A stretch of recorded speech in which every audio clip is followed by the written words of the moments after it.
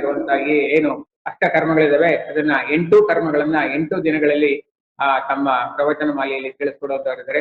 ಈ ಒಂದು ಧರ್ಮ ಲಾಭವನ್ನ ಎಲ್ಲರೂ ಕೂಡ ಪಡೆಯೋಣ ಅಂತ ಹೇಳಿ ಮತ್ತೊಮ್ಮೆ ಅಭಿಜಿತ್ ಶಾಸ್ತ್ರಿಗಳಿಗೆ ಹೃತ್ಪೂರ್ವಕವಾಗಿ ಎರಡೂ ಸಮಾಜದ ವತಿಯಿಂದ ಸ್ವಾಗತವನ್ನು ಕೋರ್ತಾ ಇವತ್ತು ಕಾರ್ಯಕ್ರಮವನ್ನ ನಡೆಸ್ಕೊಂಡು ಮುಂದೆ 8 ದಿನವೂ ಕೂಡ ಇದನ್ನ ಚಾಲನೆ ಕೊಡಬೇಕು ಅಂತೇಳಿ ಅಭಿಜಿತ್ ಶಾಸ್ತ್ರಿಗಳಲ್ಲಿ ವೈಯಕ್ತಿಕವಾಗಿ ನಾನು ಮನವಿಯನ್ನ ಮಾಡ್ತಾ ಇದ್ದೀನಿ.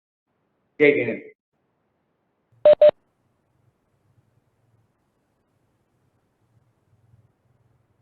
ಜೈ ಜಿನೇಂದ್ರಗಳು ಎಲ್ಲರಿಗೂ.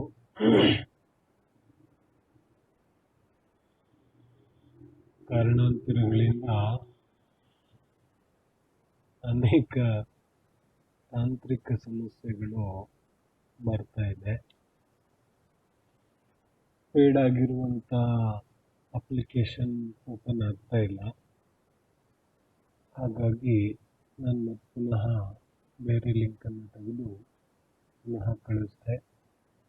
ಹಾಗಾಗಿ ಅನೇಕ ಜನರಿಗೆ ಲಿಂಕ್ ಸಿಕ್ಕಿಲ್ಲ ಅಂತ ಅನಿಸುತ್ತೆ. ಇಲ್ಲಿ ನಾಳೆಯಿಂದ ಎಲ್ಲವೂ ಸುಸೂತ್ರವಾಗಿ ನಡೆಯುತ್ತೆ ಅಂತ ಅಂದ್ಕೊಂಡಿದ್ದೇನೆ. ಕೆಲವು ಸಲ ತಾಂತ್ರಿಕ ಸಮಸ್ಯೆಗಳು ಯಾವ ರೀತಿ ಉಂಟಾಗುತ್ತೆ ಅಂತ ಹೇಳಿದ್ರೆ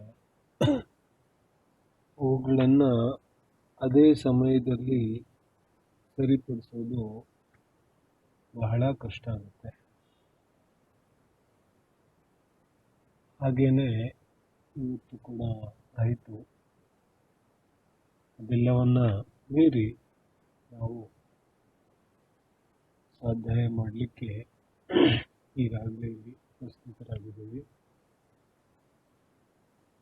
ಪೂರ್ವ ಭೂಮಿಕೆಯ ರೀತಿಯಲ್ಲಿ ಇವತ್ತಿನ ಚರ್ಚೆಯನ್ನು ಮಾಡಿಕೊಂಡು ನಾಳೆಯಿಂದ ನಾವು ಮೂಲ ವಿಷಯವನ್ನು ಆಧರಿಸಿ ಚರ್ಚೆ ಮಾಡೋದಿದೆ.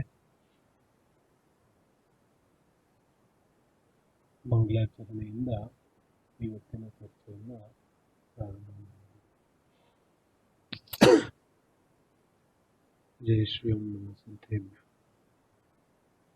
ನಮೋ ಅರಿಹಂತಾಣಂ ನಮೋ ಸಿದ್ಧಾಣಂ ನಮೋ ಆಯುರ್ಯಾಣಂ ನಮೋ ಅಜ್ಜಾಯಾಣಂ ನಮೋ ಲೋಲಿ ಸರ್ವಸಾರಂ.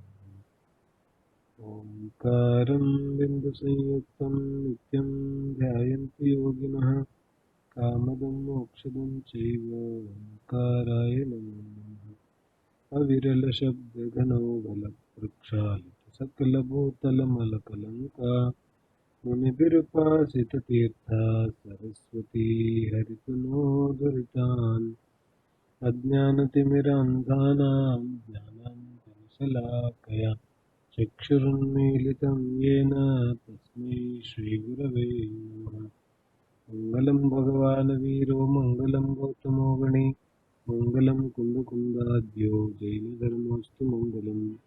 ಸರ್ವಮಂಗಲಮಾಂಗಲ್ಯಂ ಸರ್ವಕಲ್ಯಾಣಕಾರಕಂ ಪ್ರಧಾನಂ ಸರ್ವಧರ್ಮಾಣಾಂ ಜೈನಂ ಜಯತು ಶಾಸನಂ ಜೈನಂ ಜಯತು ಶಾಸನಂ. ಶ್ರೀಮತ್ ಪರಮಗಂಭೀರಂ ಸ್ಯಾದ್ವಾದಾಮೋಘಲಾಂಛನಂ ತ್ರೈಲೋಕ್ಯನಾಥಸ್ಯ ಶಾಸನಂ ಜಿನಶಾಸನಂ. ಮೋಕ್ಷಮಾರ್ಗಸ್ಯ ನೇತಾರಂ ಭೇತಾರಂ ಕರ್ಮಭೂಭೃತಾಂ ಜ್ಞಾತಾರಂ ವಿಶ್ವತತ್ವಾನಾಂ ವಂದೇ ತದ್ಗುಣಲಬ್ಧೇ.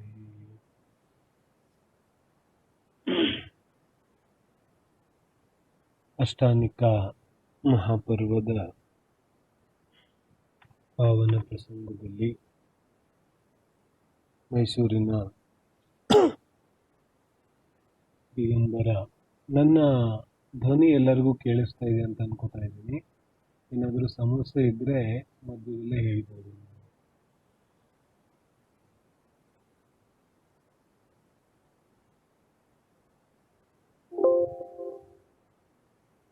ಕೇಳಿಸ್ತಾ ಇದೆ. ಒಂಚೂರು ಸ್ವಲ್ಪ ಸೌಂಡ್ ಜಾಸ್ತಿ ಮಾಡಿದ್ರೆ ಸಾಕು. ಹಾ ಓಕೆ, ಸರಿ, ಕೇಳಿಸ್ತಾ ಇದ್ರೆ ಸರಿ. ಮೈಸೂರಿನ ಪದ್ಮಶ್ರೀ ಮಹಿಳಾ ಸಮಾಜ ಮತ್ತು ದಿಗಂಬರ ಜೈನ ಸಮಾಜದ ಸಂಯುಕ್ತಾಶ್ರಯದಲ್ಲಿ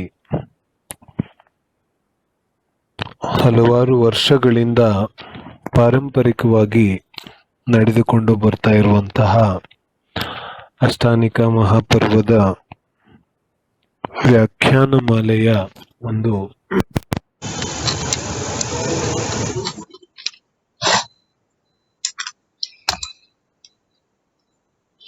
ವ್ಯಾಖ್ಯಾನಮಾಲೆಯ ಈ ಸರಣಿಯಲ್ಲಿ ಹಲವಾರು ವರ್ಷಗಳಿಂದ ನಡೆದುಕೊಂಡು ಬಂದಿರುವಂತಹ ಈ ವ್ಯಾಖ್ಯಾನಮಾಲೆಯಲ್ಲಿ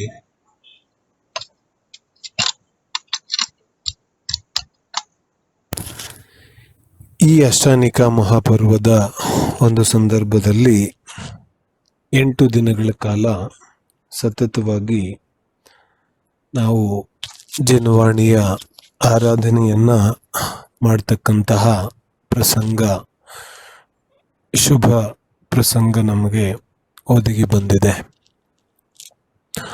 ಆ ಪ್ರಕಾರವಾಗಿ ಮುಂದಿನ 8 ದಿನಗಳ ಕಾಲ ಜನವಾಣಿಯ ಒಂದು ವಿಶಿಷ್ಟವಾದಂತಹ, ಅದ್ಭುತವಾದಂತಹ, ಪರಿಣಾಮಕಾರಿಯಾದಂತಹ, ಉಪಯೋಗಕಾರಿಯಾದಂತಹ ಕರ್ಮ ಸಿದ್ಧಾಂತದ ಬಗ್ಗೆ ನಾವು ಚರ್ಚೆಯನ್ನ ಮಾಡೋದಿದೆ. ನಮ್ಮ ದೈನಂದಿನ ಸ್ವಾಧ್ಯಾಯದಲ್ಲಿ ಭಾಗವಹಿಸುವಂತಹವರೆಲ್ಲ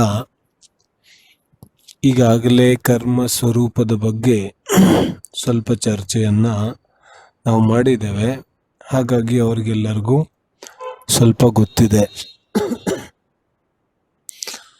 ಆದರೂ ಕೂಡ ಕರ್ಮ ಸಿದ್ಧಾಂತದ ಬಗ್ಗೆನೇ ಚರ್ಚೆ ಮಾಡಲಿಕ್ಕೆ ನಿರ್ಣಯ ಮಾಡಿರೋದಕ್ಕೆ ಹಲವಾರು ಕಾರಣಗಳಿದೆ.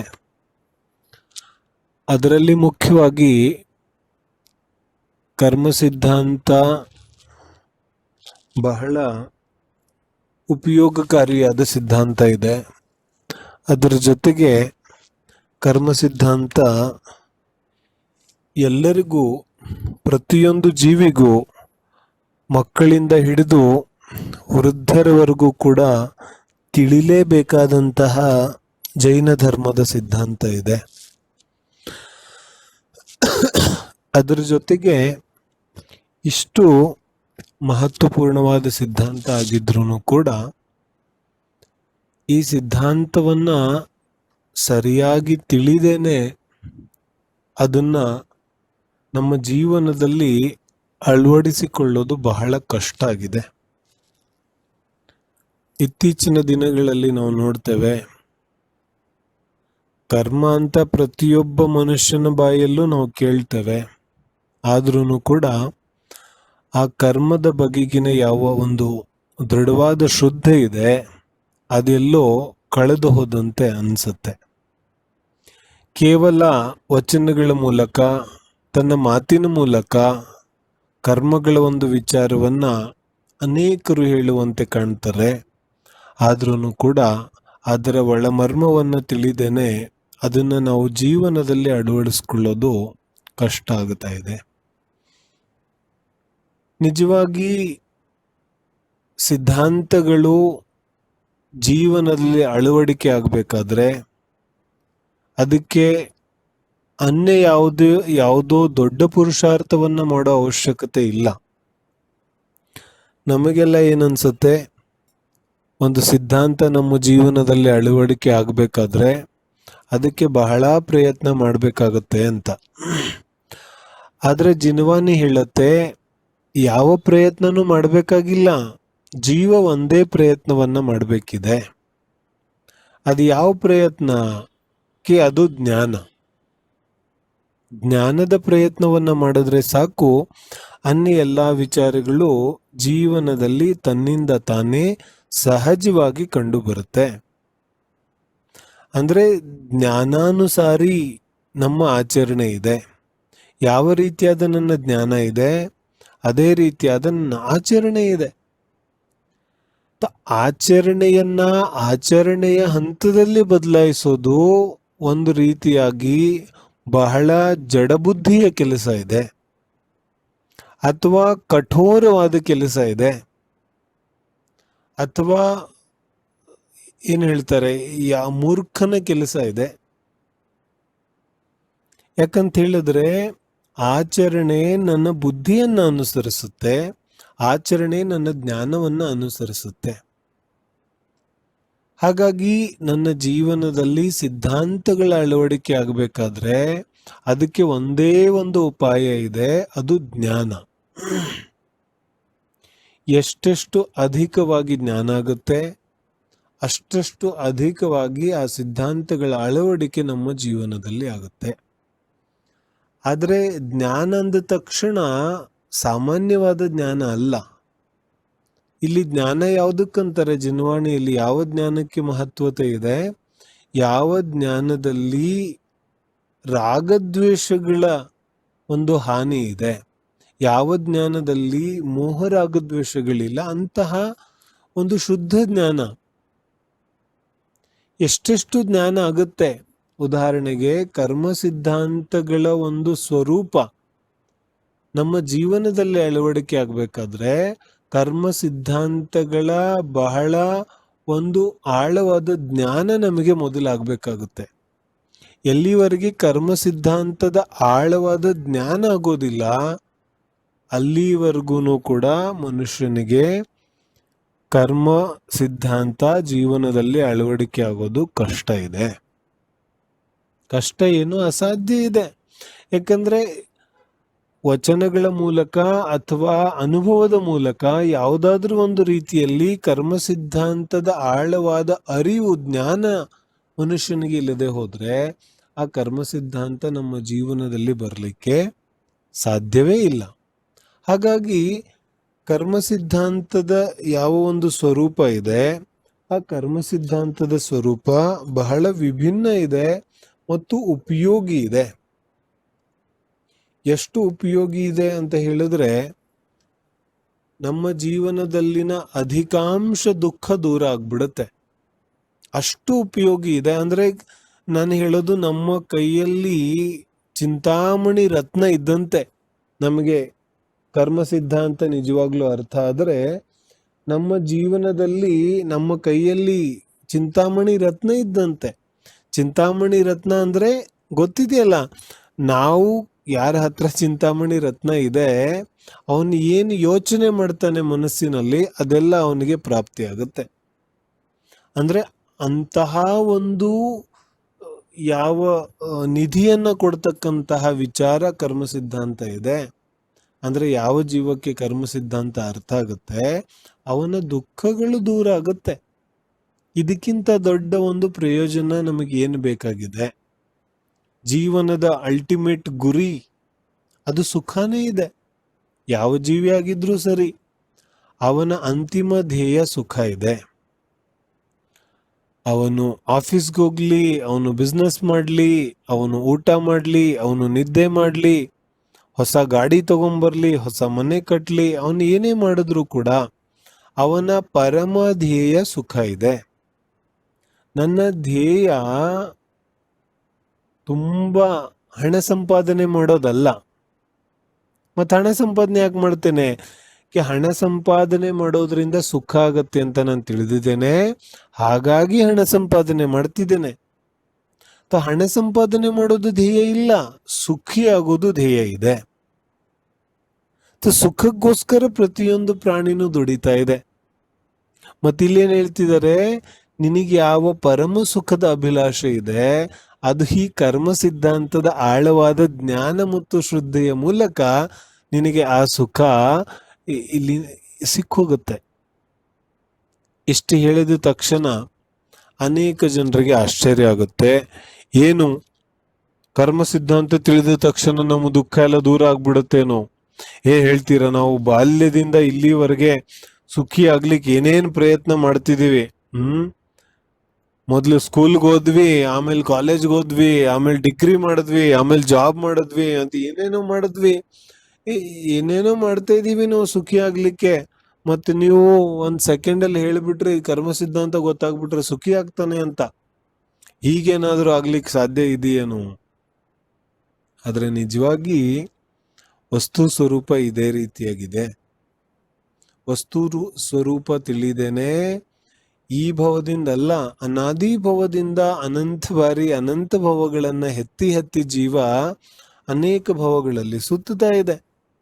ಈ ಮನುಷ್ಯ ಭವದಲ್ಲೂ ಕೂಡ ಜೀವಕ್ಕೆ ಸುಖದ ಮೂಲ ಕಾರಣ ಗೊತ್ತಿಲ್ಲದೇನೆ ಅನೇಕ ರೀತಿಯಾಗಿ ದುಃಖವನ್ನು ಅನುಭವಿಸ್ತಾ ಇದೆ. ಹಾಗಾಗಿ ಕರ್ಮ ಸಿದ್ಧಾಂತ ಅಷ್ಟು ಮಹತ್ವಪೂರ್ಣವಾದಂತಹ ಸಿದ್ಧಾಂತ ಇದೆ. ಆದ್ರೆ ಮೇಲ್ಮೇಲಿಂದ ಕರ್ಮ ಸಿದ್ಧಾಂತವನ್ನ ತಿಳಿದಾಗ ಮನ ಪರಿವರ್ತನೆ ಆಗೋದಿಲ್ಲ.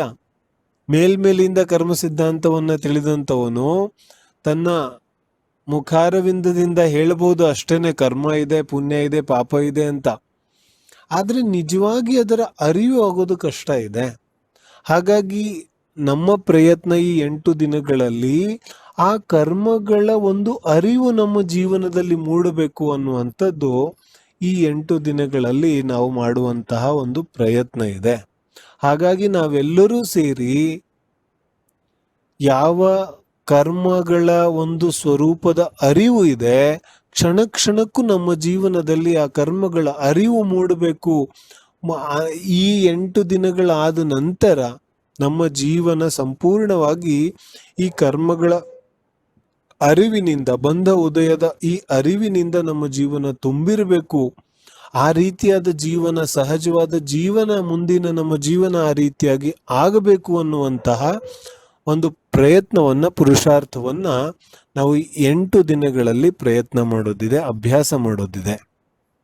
ಇದು ಮುಂದಿನ 8 ದಿನಗಳಲ್ಲಿ ನಾವು ಮಾಡತಕ್ಕಂತಹ ಒಂದು ಪುರುಷಾರ್ಥ ಇದೆ. ಯಾಕಂದ್ರೆ ಅಷ್ಟಾನಿಕ ಮಹಾಪರ್ವದ ಒಂದು ಸಂದರ್ಭದಲ್ಲಿ ನಮ್ಮ ಮನಸ್ಸುಗಳು ಕೂಡ ಸ್ವಲ್ಪ ಶುದ್ಧವಾಗುತ್ತೆ. ನಮ್ಮ ಧರ್ಮದ ಕಡೆಗೆ ನಮ್ಮ ಪುರುಷಾರ್ಥ ಕೂಡ ಸ್ವಲ್ಪ ಮತ್ತಷ್ಟು ಅಧಿಕವಾಗುತ್ತೆ.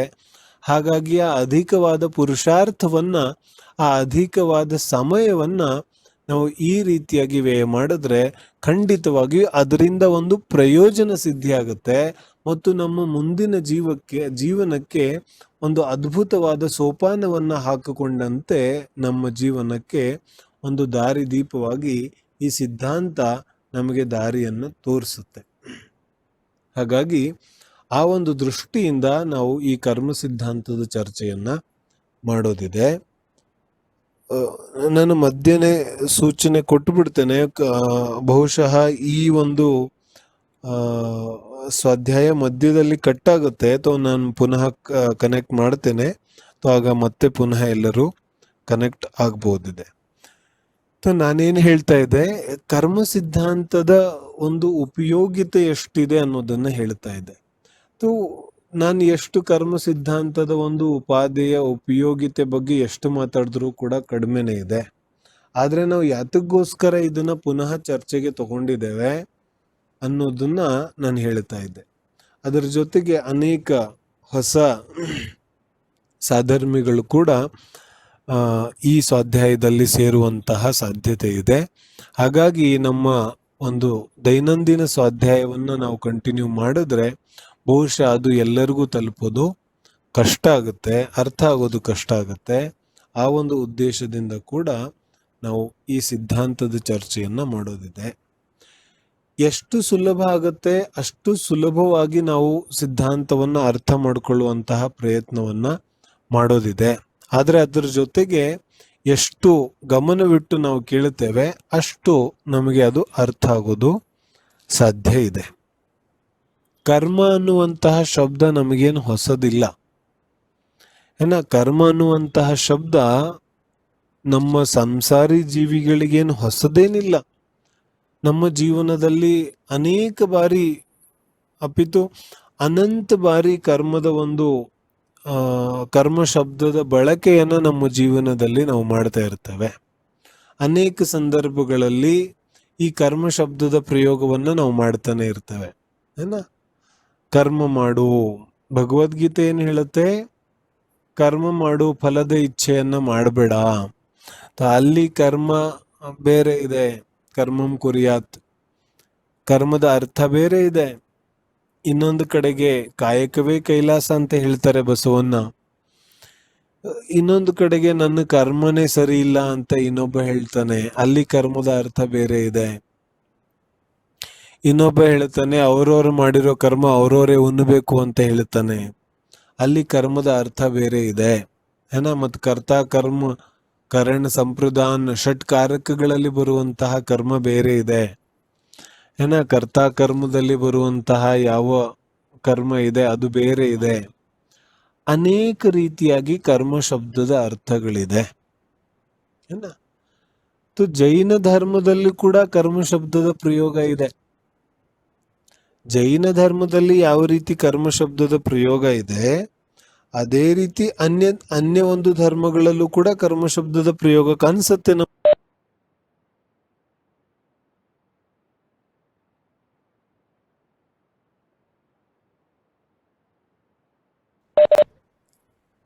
ಅನ್ಯ ಒಂದು ಧರ್ಮಗಳಲ್ಲಿ ಉಪಯೋಗಿಸಲ್ಪಡ್ತಕ್ಕಂತಹ ಕರ್ಮ ಶಬ್ದಕ್ಕೂ ಮತ್ತೆ ಜೈನ ಧರ್ಮದಲ್ಲಿ ಬಳಸ್ತಕ್ಕಂತಹ ಕರ್ಮ ಶಬ್ದಕ್ಕೂ ಬಹಳ ವ್ಯತ್ಯಾಸ ಇದೆ.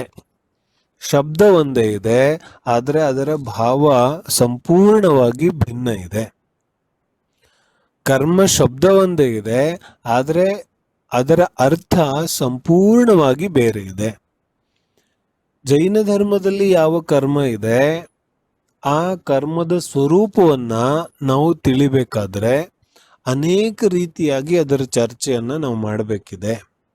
ಹಾಗಾಗಿ ಅಷ್ಟ ಕರ್ಮಗಳು ಅಂತ ಅನ್ನೋಕ್ಕಿಂತನೂ ನಾವು 8 ದಿನ ಕರ್ಮದ ಸ್ವಭಾವವನ್ನ, ಕರ್ಮದ ಸ್ವರೂಪವನ್ನ ಅರ್ಥ ಮಾಡಿಕೊಳ್ಳುವಂತಹ ಪ್ರಯತ್ನವನ್ನ ಮಾಡೋದಿದೆ. ಜೈನ ಧರ್ಮದ ಒಂದು ವಿಶೇಷತೆ, ಈ ಕರ್ಮ ಸಿದ್ಧಾಂತದ ಕಾರಣಕ್ಕೂ ಕೂಡ ಜೈನ ಧರ್ಮ ಅನ್ಯ ಧರ್ಮಗಳಿಗಿಂತ ಸಂಪೂರ್ಣ ವಿಭಿನ್ನವಾಗಿದೆ. ಅಂದ್ರೆ ಕರ್ಮ ಸಿದ್ಧಾಂತವೂ ಕೂಡ ಜೈನ ಧರ್ಮದ ವಿಶೇಷತೆಗೆ ಒಂದು ಮಹತ್ವಪೂರ್ಣವಾದಂತಹ ಕಾರಣ ಇದೆ. ಯಾಕಂತ ಹೇಳಿದ್ರೆ ಜೈನ ಧರ್ಮದಲ್ಲಿ ಯಾವ ಕರ್ಮ ಥೇರಿ, ಯಾವ ಕರ್ಮ ಸಿದ್ಧಾಂತದ ಚರ್ಚೆ ಇದೆ, ಅದು ನಮಗೆ ಪ್ರಪಂಚದ ಯಾವ ಧರ್ಮದಲ್ಲೂ ಸಿಗೋದಿಲ್ಲ. ಪ್ರಪಂಚದ ಯಾವ ಫಿಲಾಸಫಿಯಲ್ಲಿ, ಪ್ರಪಂಚದ ಯಾವ ಥೇರಿಯಲ್ಲಿ ನಮಗೆಲ್ಲೂ ಕೂಡ ಈ ರೀತಿಯಾದ ಕರ್ಮ ಸಿದ್ಧಾಂತದ ಚರ್ಚೆ ಎಲ್ಲೂ ಸಿಗೋದಿಲ್ಲ. ನಾನೇನ್ ಹೇಳ್ತಿದ್ದೀನಿ, ಕರ್ಮ ಸಿದ್ಧಾಂತದ ಚರ್ಚೆ ಸಿಗುತ್ತೆ, ಕರ್ಮದ ವರ್ಣನೆ ಕೂಡ ಸಿಗುತ್ತೆ. ಆದ್ರೆ ಜೈನ ಧರ್ಮದಲ್ಲಿ ಯಾವ ರೀತಿಯಾದ ವರ್ಣನೆ ಇದೆ, ಆ ವರ್ಣನೆ ನಮಗೆ ಎಲ್ಲೂ ಕೂಡ ಸಿಗೋದಿಲ್ಲ. ಬಹಳ ವಿಶೇಷವಾದ ವರ್ಣನೆ ಇದೆ. ಸಾಮಾನ್ಯವಾಗಿ ನಾವು ಕರ್ಮವನ್ನ ನೋಡೋದಾದ್ರೆ ನಮ್ಗೆಲ್ಲರಿಗೂ ಗೊತ್ತಿದೆ ಕರ್ಮ ಅಂದ್ರೆ ಏನು ಅಂತ. ಅಷ್ಟು ಸಾಮಾನ್ಯ ಜ್ಞಾನ ನಮ್ಮೆಲ್ಲರಿಗೂ ಕೂಡ ಇದೆ. ಆದ್ರೆ ವಿಚಾರ ಮಾಡೋದಿದೆ, ನಮ್ಮ ಹುಟ್ಟುವಿಂದ ನಮ್ಮ ಸಾವಿನವರೆಗೆ, ನಮ್ಮ ಜನ್ಮದಿಂದ ಹಿಡಿದು ನಮ್ಮ ಮರಣದವರೆಗೆ ಪ್ರತಿಯೊಂದು ಕ್ರಿಯೆಗೂ ಕೂಡ ಕರ್ಮದ ಅವಶ್ಯಕತೆ ಇದೆ.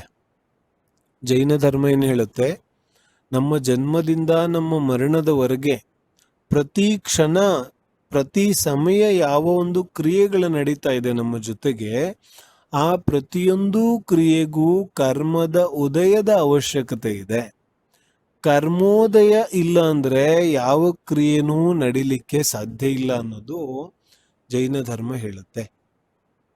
ಅಂದ್ರೆ ಪ್ರಪಂಚದಲ್ಲಿ ಕಾಣಿಸ್ತಾ ಇರೋದು ಅಜೀವ ಪುದ್ಗಲ. ಪುದ್ಗಲ ಅರ್ಥ ಆಗತ್ತಲ್ಲ, ಅಜೀವ ದ್ರವ್ಯ.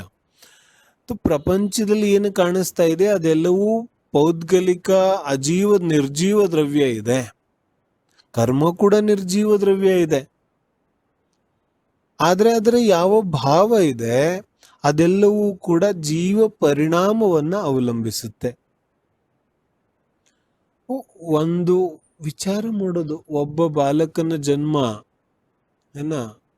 ರಸ್ತೆ ಬದಿಯಲ್ಲಿ ಆಗ್ತಾ ಇದೆ, ಇನ್ನೊಬ್ಬ ಬಾಲಕನ ಜನ್ಮ ಅರಮನೆಯಲ್ಲಿ ಆಗ್ತಾ ಇದೆ. ವಿಚಾರ ಮಾಡೋದು, ಆ ಮಗು ಇನ್ನೂ ನೆಟ್ಟಿಗೆ ಜನ್ಮ ತಗೊಂಡಿಲ್ಲ, ಮತ್ತದು ಪಾಪ ಪುಣ್ಯವನ್ನ ಏನ್ ಮಾಡುತ್ತೆ, ಅದೇನು ಮಾಡಿಲ್ಲ, ಇನ್ನು ನವಜಾತ ಶಿಶು. ನವಜಾತ ಶಿಶು ಇನ್ನೂ ಯಾವ ಪುಣ್ಯ ಪಾಪವನ್ನು ಮಾಡಿಲ್ಲ. ಆದ್ರೂ ಕೂಡ ಒಂದು ಶಿಶುವಿನ ಜನ್ಮ ಬಡತನದಲ್ಲಿ ಆಗಿದೆ, ಇನ್ನೊಂದು ಶಿಶುವಿನ ಜನ್ಮ ಅತ್ಯಂತ ಶ್ರೀಮಂತಿಕೆಯಲ್ಲಾಗಿದೆ. ಒಂದಕ್ಕೆ ಒಂದು ಹೊತ್ತು ತಿನ್ನಲಿಕ್ಕೆ ಊಟ ಸಿಗ್ತಾ ಇಲ್ಲ, ಇನ್ನೊಂದಕ್ಕೆ ಗೋಲ್ಡನ್ ಸ್ಪೂನ್ ಅಲ್ಲಿ ಊಟ ಸಿಗ್ತಾ ಇದೆ. ಹಾಗಾದ್ರೆ ಇದಕ್ಕೆ ಕಾರಣ ಯಾರು ಅಂತ ನಾವು ಹುಡುಕ್ಲಿಕ್ಕೆ ಹೋಗ್ಬೇಕಲ್ಲ. ಯಾಕಂತ ಹೇಳಿದ್ರೆ ಎರಡೂ ಸಂದರ್ಭಗಳನ್ನ ನೋಡಿದ್ರೆ ಭೂಮಿ ಆಕಾಶದಷ್ಟು ವ್ಯತ್ಯಾಸ ಇದೆ. ಒಂದು ಕಡೆಗೆ ಆ ಎರಡು ಮಗುಗಳ ಯಾವುದೇ ರೀತಿಯಾದ ಪುರುಷಾರ್ಥ ನಮಗೆ ಕಾಣಿಸೋದಿಲ್ಲ, ವರ್ತಮಾನದಲ್ಲಿ ಯಾವುದೇ ಪುರುಷಾರ್ಥ ನಮಗೆ ಕಾಣಿಸ್ತಾ ಇಲ್ಲ. ಆದ್ರೆ ಫಲ ಮಾತ್ರ ಕಾಣಿಸ್ತಾ ಇದೆ. ಒಂದು ಬಡತನದಲ್ಲಿ ಹುಟ್ಟಿದೆ, ಇನ್ನೊಂದು ಶ್ರೀಮಂತಿಕೆಯಲ್ಲಿ ಹುಟ್ಟಿದೆ. ಹಾಗಾದ್ರೆ ಅದಕ್ಕೆ ಯಾವ ಪೂರ್ವಕೃತ ಕರ್ಮಗಳಿದೆ, ಆ ಪೂರ್ವಕೃತ ಕರ್ಮಗಳನ್ನು ನಾವು ತಗೋಬೇಕಲ್ಲ. ಆದ್ರೆ ಅನ್ಯ ಧರ್ಮ ದರ್ಶನಗಳು ಏನ್ ಹೇಳುತ್ತೆ? ಅನ್ಯ ಧರ್ಮ ದರ್ಶನಗಳು ಇದನ್ನ ಮೇಂಟೈನ್ ಮಾಡ್ಲಿಕ್ಕೆ, ನಾವು ಹಿಂದೂ ಧರ್ಮವನ್ನು ನೋಡಿದ್ರೆ ಈ ಎಲ್ಲಾ ಜೀವಿಗಳ ಕರ್ಮಗಳನ್ನ ಮೇಂಟೈನ್ ಮಾಡ್ಲಿಕ್ಕೆ ಒಬ್ಬ ಚಿತ್ರಗುಪ್ತ ಇದ್ದಾನೆ. ಆ ಚಿತ್ರಗುಪ್ತ ಏನ್ ಮಾಡ್ತಾನೆ? ಎಲ್ಲಾ ಜೀವಿಗಳ ಒಂದು ಫಲಾಫಲವನ್ನ ಬರೆದಿಟ್ಕೊಂಡು ಅದನ್ನ ಆ ವೈಖಾತ ಅದನ್ನ ಮೇಂಟೈನ್ ಮಾಡ್ತಾನೆ. ಆದ್ರೆ ಜಿನಧರ್ಮದಲ್ಲಿ ಈ ರೀತಿಯಾದ ಯಾವುದೇ ಉಲ್ಲೇಖ ಇಲ್ಲ. ಜಿನಧರ್ಮ ಏನು ಹೇಳುತ್ತೆ? ಜಿನಧರ್ಮ ಹೇಳುತ್ತೆ ಪ್ರತಿಯೊಂದು ದ್ರವ್ಯ ಸ್ವತಂತ್ರ ಇದೆ, ಮತ್ತು ಯಾವ ಫಲಾಫಲಗಳ ವಿಚಾರ ಇದೆ. ಅದಕ್ಕೆ ನಾವು ಕೇಳುವಂತಹ ಮೊದಲನೇ ಪ್ರಶ್ನೆ ಏನಪ್ಪಾ ಅಂತ ಹೇಳಿದ್ರೆ, ಒಂದು ವೇಳೆ ಭಗವಂತ ಕರ್ಮದ ಫಲವನ್ನ ಕೊಡೋದಾದ್ರೆ, ನಾನು ಮಾಡುವಂತಹ ಕರ್ಮದ ಫಲವನ್ನ ಭಗವಂತ ಕೊಡೋದಾದ್ರೆ, ನಮ್ಮ ಪ್ರಶ್ನೆ ಇದೆ, ನಿಮ್ಮ ಭಗವಂತ ಪುಣ್ಯ ಮಾಡಿದ್ರೆ ಮತ್ತು ಪಾಪ ಮಾಡಿದ್ರೆ ಯಾವ ಯಾವ ರೀತಿಯಾದ ಫಲವನ್ನ ಕೊಡ್ತಾನೆ? ಅಂದ್ರೆ ಪುಣ್ಯ ಮಾಡಿದ್ರೆ ಯಾವ ರೀತಿ ಫಲ ಕೊಡ್ತಾನೆ, ಪಾಪ ಮಾಡಿದ್ರೆ ಯಾವ ರೀತಿ ಫಲ ಕೊಡ್ತಾನೆ? ಪುಣ್ಯ ಮಾಡಿದ್ರು ಏನ್ ಹೇಳ್ತಾರೆ, ಪುಣ್ಯ ಮಾಡಿದ್ರು ಕೂಡ ಪಾಪದ ಫಲವನ್ನ ಕೊಡ್ತಾನೇನು, ಮತ್ತು ಪಾಪ ಮಾಡಿದ್ರು ಪುಣ್ಯದ ಫಲವನ್ನ ಕೊಡ್ತಾನೇನು ನಿಮ್ಮ ಭಗವಂತ? ಆ ರೀತಿ ಏನಾದ್ರೂ ಸಾಧ್ಯತೆ ಇದೆಯೇನು? ಹೇಳ್ತಾರೆ ಆ ರೀತಿ ಏನಾದ್ರೂ ಆಗೋದಾದ್ರೆ ಏನ್ ಹೇಳ್ತಾರೆ, ಒಂದು ವೇಳೆ ಪುಣ್ಯದ ಫಲವನ್ನ ಪಾಪರೂಪವಾಗಿ ಮತ್ತು ಪಾಪದ ಫಲವನ್ನ ಪುಣ್ಯ ರೂಪವಾಗಿ ಒಂದು ವೇಳೆ ನಿಮ್ಮ ಭಗವಂತ ಕೊಡೋದಾದ್ರೆ, ನಿಮ್ಮ ಭಗವಂತ ಬಹಳ ದೊಡ್ಡ ಅನ್ಯಾಯವನ್ನ ಮಾಡ್ತಾ ಇದ್ದಾನೆ. ಅನ್ಯಾಯ ಇದೆ ಇದು. ಯಾವ ಜೀವ ಪುಣ್ಯವನ್ನ ಮಾಡಿದಾನೆ ಅವನಿಗೆ ಪುಣ್ಯದ ಫಲ ಸಿಗಬೇಕು, ಯಾವ ಜೀವ ಪಾಪ ಮಾಡಿದಾನೆ ಅವನಿಗೆ ಪಾಪದ ಫಲ ಸಿಗಬೇಕು. ಆದ್ರೆ ವಿರುದ್ಧ ಒಂದು ಪರಿಣಾಮಗಳನ್ನ ಕೊಡೋದಾದ್ರೆ ಆ ಭಗವಂತ ಅನ್ಯಾಯವನ್ನ ಮಾಡ್ತಾ ಇದ್ದಾನೆ. ಏನ ನಾವೇ ಅನ್ಯಾಯ ಮಾಡ್ಲಿಕ್ಕೆ ಹೆದರುವಾಗ ಭಗವಂತ ಅನ್ಯಾಯ ಮಾಡ್ಲಿಕ್ಕೆ ಹೇಗೆ ಸಾಧ್ಯ ಇದೆ? ಇದು ಸಾಧ್ಯ ಇಲ್ಲ. ಆದ್ರೂ ಕೂಡ ನಾವೇನಂತೇವೆ, ಭಗವಂತ ಮಾಡ್ತಾ ಇದ್ದಾನೆ. ಅನೇಕ ಧರ್ಮ ದರ್ಶನಗಳಲ್ಲಿ ಹೇಳ್ತೇನೆ, ನೈ ನಮ್ಮ ಭಗವಂತ ಪುಣ್ಯದ ಫಲವನ್ನ ಪುಣ್ಯ ರೂಪವಾಗಿ ಕೊಡ್ತಾನೆ, ಪಾಪದ ಫಲವನ್ನ ಪಾಪ ರೂಪವಾಗಿ ಕೊಡ್ತಾನೆ ಅಂತ ಹೇಳೋದಾದ್ರೆ ಅದಕ್ಕೆ ಭಗವಂತನ ಅವಶ್ಯಕತೆನೇ ಇಲ್ವಲ್ಲ. ಪುಣ್ಯದ ಫಲವನ್ನ ಪುಣ್ಯ ರೂಪವಾಗಿ, ಪಾಪದ ಫಲವನ್ನ ಪಾಪ ರೂಪವಾಗಿ ಸಿಗ್ತಾನೆ ಇದೆ. ಅದಕ್ಕೆ ಭಗವಂತನ ಅವಶ್ಯಕತೆ ಎಲ್ಲಿದೆ? ನೈಸರ್ಗಿಕವಾಗಿಯೇ ಪುಣ್ಯ ಮಾಡಿದವನಿಗೆ ಪುಣ್ಯದ ಫಲ, ಪಾಪ ಮಾಡಿದವನಿಗೆ ಪಾಪದ ಫಲ ಸಿಗುತ್ತಾನೆ ಇದೆ, ಸಿಕ್ಕೇ ಸಿಗುತ್ತೆ. ಪುಣ್ಯ ಸುಕೃತ ಇದೆ, ಪಾಪ ದುಷ್ಕೃತ ಇದೆ, ಅದ್ರ ತಕ್ಕಂಗೆ ಫಲ ಸಿಗುತ್ತೆ. ಅದಕ್ಕೆ ಭಗವಂತನ ಅವಶ್ಯಕತೆ ಎಲ್ಲಿದೆ? ಪುಣ್ಯ ಮಾಡಿದವನಿಗೆ ಪುಣ್ಯ, ಪಾಪ ಮಾಡಿದವನಿಗೆ ಪಾಪ. ಅದರಲ್ಲಿ ಭಗವಂತನ ಅವಶ್ಯಕತೆನೇ ಉಳಿಯೋದಿಲ್ಲ. ಹಾಗಾಗಿ ಜಿನಧರ್ಮ ಕೇವಲಿ ಭಗವಂತ ಅನಂತ ಜ್ಞಾನಿ ಸರ್ವಜ್ಞ ಪರಮಾತ್ಮ ಅರ್ಹಂತ ಪರಮೇಷ್ಠಿ ಹೇಳಿರುವಂತಹ ಯಾವ ಉಪದೇಶ ಇದೆ, ಆ ಉಪದೇಶ ಏನ್ ಹೇಳುತ್ತೆ? ಕರ್ಮ ಸ್ವತಂತ್ರ ಇದೆ, ಪೌದ್ಗಲಿಕ ಪರಮಾಣುಗಳಿದೆ. ಆ ಪೌದ್ಗಲಿಕ ಪರಮಾಣುಗಳ ಒಂದು ಉದಯದಿಂದ ಜೀವಕ್ಕೆ ಫಲ ಸಿಗ್ತಾ ಇದೆ. ಎಲ್ಲವೂ ಸ್ವತಂತ್ರ ಇದೆ. ಗಾಬರಿ ಏನು ಆಗೋದಿಲ್ಲ. ವಿಚಾರಗಳು ಹಂತ ಹಂತವಾಗಿ ಅತ್ಯಂತ ಸ್ಪಷ್ಟವಾಗಿ ಅರ್ಥ ಆಗುತ್ತೆ. ಆದ್ರೆ ಒಂದೇ ಕಂಡೀಷನ್ ಇದೆ, ನಾವು ತುಂಬಾ ಗಮನ ಕೊಟ್ಟು ಕೇಳುವಂತಹ ಅವಶ್ಯಕತೆ ಇದೆ. ಗಮನವಿಟ್ಟು ಕೇಳದೆ ಇದ್ರೆ ಅರ್ಥ ಆಗೋದಿಲ್ಲ. 8 ದಿನಗಳು ಕೂಡ ಗಮನವಿಟ್ಟು ಕೇಳಿದ್ರೆ ನಮಗೆ ಕರ್ಮದ ಬಗೆಗೆ ಇರುವಂತಹ ಎಲ್ಲಾ ರೀತಿಯಾದಂತಹ ಸಂದೇಹಗಳು ದೂರ ಆಗಿ ನಮಗೆ ಆ ಕರ್ಮದ ಅರಿವುಗಳಾಗುತ್ತೆ. ಇಲ್ಲೇನ್ ಹೇಳ್ತಿದ್ದಾರೆ, ಯಾವ ಕರ್ಮ ತನ್ನ ಫಲವನ್ನ ಕೊಡುತ್ತೆ ಅದು ಸ್ವತಂತ್ರ ಇದೆ. ಸ್ವತಂತ್ರ ಯಾವ ರೀತಿಯಾಗಿದೆ? ಜೈನ ಧರ್ಮದಲ್ಲಿ 3 ಪ್ರಕಾರದ ಕರ್ಮದ ಪರಿಕಲ್ಪನೆಯನ್ನ ಮಾಡಲಾಯಿತು. ಪರಿಕಲ್ಪನೆ ಅಂತ ಹೇಳಿದ್ರೆ ಅರ್ಹಂತ ಪರಮೇಷ್ಠಿ ವರ್ಣನೆ ಮಾಡುವಾಗ ಅರ್ಹಂತ ಪರಮೇಷ್ಠಿ ಉಪದೇಶವನ್ನ 3 ಪ್ರಕಾರವಾಗಿ ಅದನ್ನ ವಿಂಗಡಿಸಿ ಹೇಳ್ತಾರೆ. ಯಾಕಂದ್ರೆ ನಮ್ಗೆ ಅರ್ಥ ಆಗಬೇಕಲ್ಲ. ನೇರವಾಗಿ ನಮಗೆ ಕರ್ಮ ಅಂತ ಹೇಳಿದ್ರೆ ಏನೂ ಅರ್ಥ ಆಗೋದಿಲ್ಲ. ಇವತ್ತಿಗೂ ಕೂಡ ಜೈನ ಧರ್ಮದಲ್ಲಿ ಎಷ್ಟು ಜನ ಇದ್ದಾರೆ, ಅವರಿಗೆ ಕರ್ಮ ಅಂತ ಹೇಳಿದ್ರೆ ಏನು ಅರ್ಥ ಆಗುತ್ತೆ? ಕರ್ಮ ಅಂತ ಹೇಳಿದ್ರೆ 99% ಜನರಿಗೆ ಏನು ಅರ್ಥ ಆಗುತ್ತೆ? ಪುಣ್ಯ ಅಥವಾ ಪಾಪ. ಸಾಮಾನ್ಯವಾಗಿ ಅದು ಸರಿ ಕೂಡ ಇದೆ. ಆದ್ರೆ ಅದ್ರ ನಿಜವಾದ ಅರ್ಥ, ನಿಜವಾದ ಮರ್ಮ ಏನಿದೆ ಅನ್ನೋದನ್ನ ಎಷ್ಟು ಜನರಿಗೆ ಅರ್ಥ ಆಗುತ್ತೆ? ಯಾಕಂದ್ರೆ ಕರ್ಮ ಸಿದ್ಧಾಂತನೂ ಇದೆ, ಅದನ್ನ ನಾನು ಅರ್ಥ ಮಾಡ್ಕೋಬೇಕು, ಅದನ್ನ ನಾನು ತಿಳ್ಕೋಬೇಕು ಅನ್ನೋ ವಿಚಾರನೆ ಎಷ್ಟೋ ಜನಕ್ಕೆ ಬಂದಿರೋದಿಲ್ಲ. ಯಾಕಂದ್ರೆ ಆ ರೀತಿಯಾಗಿ ನಮ್ಮ ವರ್ತಮಾನ ಜೀವನ ನಡೀತಾ ಇದೆ. ವರ್ತಮಾನ ಜೀವನದಲ್ಲಿ ಈ ರೀತಿಯಾದ ವಿಚಾರಗಳು ಕೂಡ ಬರೋದು ಕಷ್ಟ ಇದೆ ಜೀವಕ್ಕೆ. ಹಾಗಾಗಿದೆ ನಮ್ಮ ಜೀವನ ಪದ್ಧತಿ. ಹಾಗಾಗಿ ಎಷ್ಟೋ ಜನರಿಗೆ ವಿಚಾರ ಕೂಡ ಬರೋದಿಲ್ಲ. ಧರ್ಮದ ಹೆಸರಲ್ಲಿ ಜಿನವಾಣಿಯನ್ನ ತಿಳಿಬೇಕು ಅನ್ನೋ ವಿಚಾರವೇ ಬರೋದಿಲ್ಲ. ಕೇವಲ ಸ್ವಲ್ಪ ಕ್ರಿಯೆಗಳನ್ನ ಮಾಡಿ ನಾವು ತೃಪ್ತರಾಗ್ತೇವೆ. ಆದ್ರೆ ಆ ಕ್ರಿಯೆಗಳನ್ನ ಮೀರಿಯೂ ಕೂಡ ನಾವು ಜಿನವಾಣಿಯನ್ನ ಕೂಡ ಅರ್ಥ ಮಾಡ್ಕೋಬೇಕಾಗತ್ತೆ. ಆವಾಗಲೇ ನಾವು ಸರಿಯಾಗಿ ಆ ಕ್ರಿಯೆಗಳನ್ನ ಕೂಡ ಮಾಡಲಿಕ್ಕೆ ಸಾಧ್ಯ ಇದೆ. ಯಾವ ಕರ್ಮ ಇದೆ ಆ ಕರ್ಮವನ್ನ 3 ಪ್ರಕಾರವಾಗಿ ವಿಭಜಿಸಿ ಇಲ್ಲಿ ಈ ಕರ್ಮ ಸಿದ್ಧಾಂತದ ವರ್ಣನೆಯನ್ನ ಮಾಡ್ತಾರೆ. 3 ಪ್ರಕಾರವಾಗಿ ಹೇಗೆ ವಿಭಜನೆ ಮಾಡ್ತಾರೆ? ಒಂದು ದ್ರವ್ಯ ಕರ್ಮ, ಒಂದು ಭಾವಕರ್ಮ, ಇನ್ನೊಂದು ನೋ ಕರ್ಮ. ಏನಾ 3 ಪ್ರಕಾರದ ಕರ್ಮಗಳ ವಿಭಜನೆ ಇದೆ.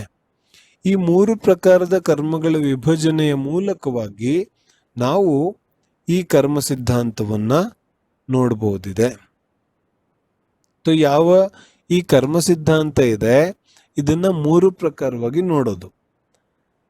3 ಪ್ರಕಾರವಾಗಿ ಯಾಕೆ ನೋಡೋದು ಅಂತ ಹೇಳಿದ್ರೆ, ಈ 3 ಪ್ರಕಾರವಾಗಿ ನಮಗೆ ಅರ್ಥ ಆದ್ರೇನೆ ಕರ್ಮದ ನಿಜವಾದ ಸ್ವರೂಪ ನಮಗೆ ಅರ್ಥ ಆಗುತ್ತೆ. ಇಲ್ಲಾಂದ್ರೆ ಕರ್ಮದ ಸ್ವರೂಪ ಅರ್ಥ ಆಗೋದಿಲ್ಲ. 3 ಕರ್ಮಗಳ ಸ್ವರೂಪ ಅರ್ಥ ಆಗ್ಬೇಕು. 3 ಪ್ರಕಾರದ ಕರ್ಮಗಳು.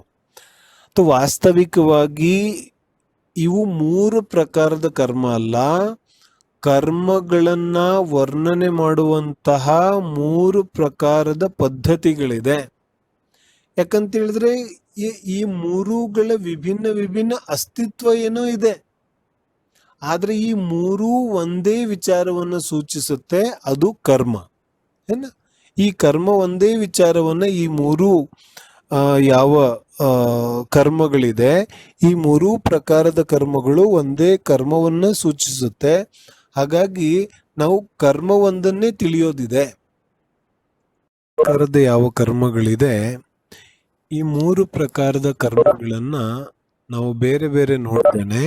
ಒಂದು ಕರ್ಮ ರೂಪವಾಗಿನೇ ನೋಡ್ಬೇಕು. ಅಂದ್ರೆ ಕರ್ಮದ 3 ಪ್ರಕಾರದ ವಿಧಗಳಿದೆ.